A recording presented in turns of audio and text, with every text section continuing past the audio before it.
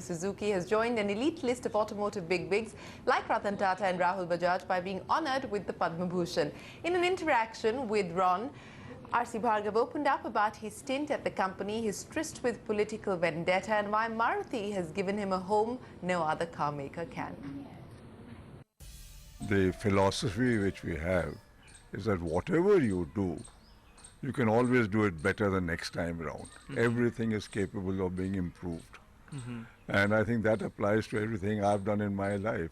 With those words, RC Bhargava deftly avoided a question on whether he has any regrets from the 35 years he spent at Maruti Suzuki.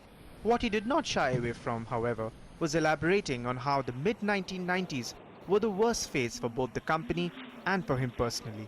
Personally, because he was at the receiving end of political vendetta. I think there's no doubt that the worst time for Maruti as a company was during this period from 95 to 97, when government and Suzuki, or Maruti if I may say that because we were running it, were not on the same wavelength. And most of our proposals and plans for investment and things were all getting held up by the government. And there was a great deal of friction and tension between the government and Suzuki. And that, of course, was compounded by the fact that all those CBI cases had come up in the same period.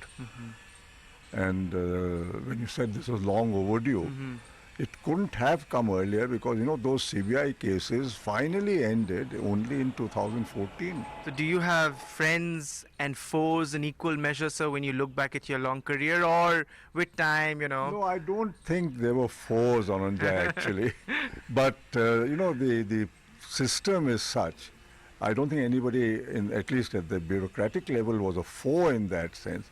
But when people have conflicting interests and they're trying to push their own interests, then they take a different kind of approach. Right. But my problem was at one time with two of the junior ministers in the heavy industry ministry. The problem might have been aplenty, but Bhargava has never been tempted to jump ship. And it's not like he was hard-pressed for offers. Few would perhaps know, sir, that I think in the late 90s, when you were unwell and you were undergoing treatment at that point, one of your rival car makers who were planning to enter the India market wanted you to head them.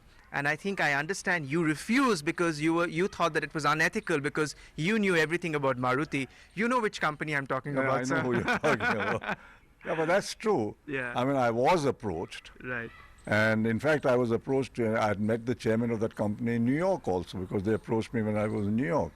But I told them that it's just not possible. Bhargava has come a long way since the early 1980s when he was roped in for the Maruti project.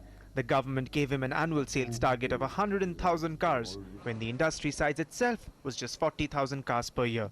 Today, under his leadership, Maruti is India's largest car maker, selling well over 1 million cars per year and setting its sights on 1.75 million cars per year by 2020.